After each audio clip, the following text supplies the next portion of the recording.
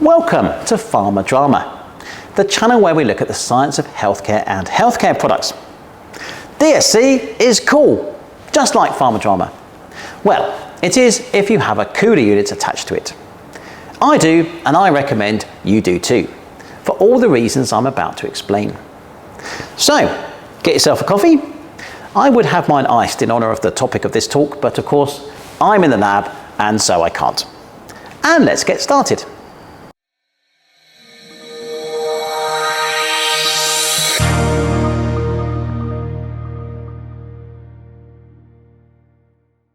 As we've talked about already, in a typical DSC experiment, a sample and reference are heated at a constant rate between two fixed temperatures, and the instrument achieves this with a furnace, or two. But when buying a DSC, it's usually possible to specify it with a cooler. This can be a chiller unit, a bit like the aircon system in a car, or a system that circulates liquid nitrogen around the instrument. A typical chiller unit will maintain a temperature of around -90 degrees centigrade, while a liquid nitrogen circulator will operate at -190 degrees centigrade. In either case, the cooler acts only on the head of the DSC, the section that houses the furnaces and the sample and reference. Without the furnaces operating, the head of the DSC will therefore be at -90 or -190 degrees, depending on the type of cooler. This is called the cold stage temperature of the instrument. Why is this important?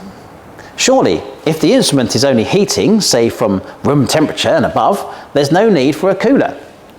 There are two reasons why using a cooler is beneficial. One relates to control of temperature. Imagine you had a beaker of water, in a laboratory, of course, and you were trying to heat it to a constant temperature using only a Bunsen burner. You'd start by putting the flame under the beaker and the temperature would rise. That bit is fine.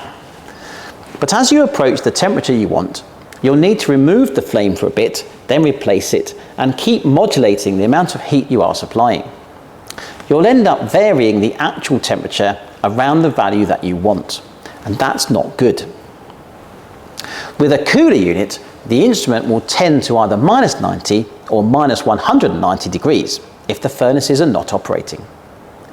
Because these temperatures are below ambient, I hope, it means the coolers are having to work continuously to remove energy from the instrument. To heat up, even to room temperature, the furnaces are having to supply energy against the cooler. And it's this balance between energy being put in by the furnace and energy being removed by the cooler that allows such fine control of temperature. Essentially, at any temperature, there is a dynamic equilibrium established between the furnace and the cooler. So one reason for operating a DSC with a cooler is that it allows finer control of temperature. Of course, if all your measurements are typically way above ambient, there is no need for a cooler to gain control of temperature because the environment itself is acting as the cooler unit. The other reason for using a cooler, and this is going to sound really obvious, but bear with me, is if you want to cool the sample. Really? No kidding. I can hear you say it. But there is a reason for me saying this, and that is that it's harder for any instrument to cool a sample than heat it. Heating is simply a matter of applying energy from the furnaces, and to heat faster, all that is needed is more energy. Cooling is much more tricky, as it requires energy to be removed. It is possible to cool electrically using the Peltier effect, but because of the wide temperature range and heating rates that a general purpose DSC must offer, they don't usually use Peltier elements.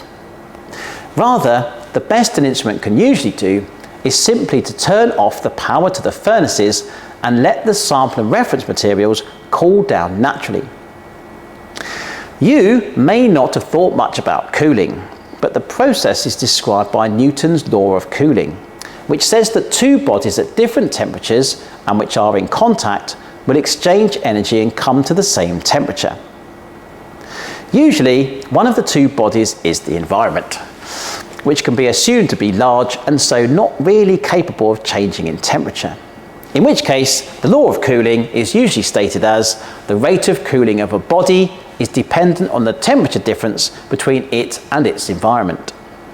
In other words, a hot body in a cold environment will initially cool down quite rapidly, but as its temperature approaches that of its environment, its rate of cooling will approach zero. In other words, the rate of cooling is not linear. This is not good from the perspective of a DSC experiment, where we want a linear cooling rate to match our linear heating rate. Can you see now why coolers are so useful? If the instrument had no cooler, then its cold stage temperature will be that of the room it's located in. And if we want to run an experiment from some high temperature back to ambient, then our cooling rate will be okay to start with, but will tend to zero towards the end. Much better to have a cold stage temperature of -90, or even better, -190, because if we want to cool back to ambient, there is still an appreciable difference in temperature between the instrument and the cold stage, so our rate of cooling should still be rapid.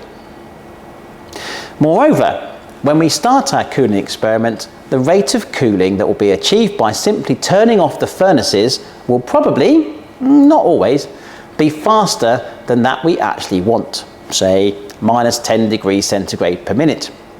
In which case, some energy from the furnace must be supplied to make sure the instrument doesn't cool too fast. And again, we are able to have very fine control of temperature. Of course, we cannot set up an experiment that has a final temperature below that of the cold stage. And even if we set a final temperature equal to or near the cold stage, our rate of cooling will approach zero at the end. There is no deviating from Newton's law. So, to sum that up, a cooler on a DSC is a good idea for two reasons. A cold stage temperature well below ambient means better control of temperature upon heating, and it also means cooling rates can usually be linear if they are not too fast and the final temperature is well above the cold stage temperature. I hope you found that discussion cool.